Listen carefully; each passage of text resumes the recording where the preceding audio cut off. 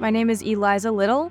I was born in Petersburg, Virginia, but when I was young, my master took me to Tennessee. I was beaten by my master's wife. I remember she threw a china plate at my head, and it left scars. One day she threw tongs at my head, and I just went unconscious. John Little is my husband. He's my protector. I was moved to another master in Tennessee, and I convinced him to also purchase my husband. But when I moved there, things got even worse. With my new master, I was made to work all day in the sun, picking cotton. I grew weak.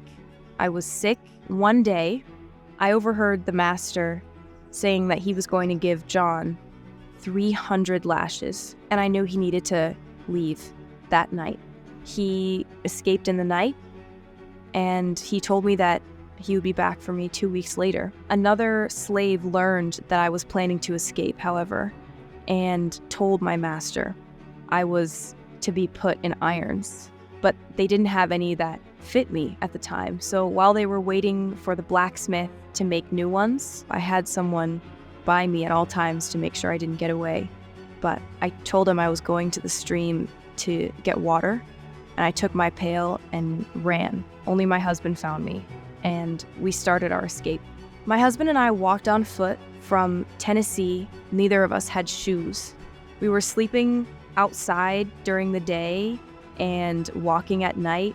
We saw animals. We saw a wolf, which was terrifying, and we ate what we could. We got what we could from the forest, and my husband and I both took things from people's windowsills, pies, cakes. By far, the scariest part of our journey was crossing the Ohio River. I couldn't swim.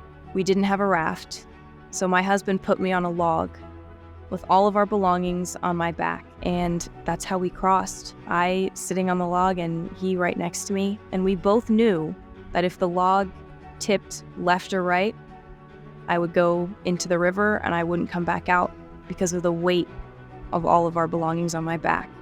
I was lucky enough to experience the Underground Railroad when I and my husband John made it to Chicago, and were able to be helped by people on the Underground Railroad get to Detroit, then found another group of people who helped us get to Canada, where we would be free for the rest of our lives. When John and I got to Canada, we started a farm, and the farm was prosperous.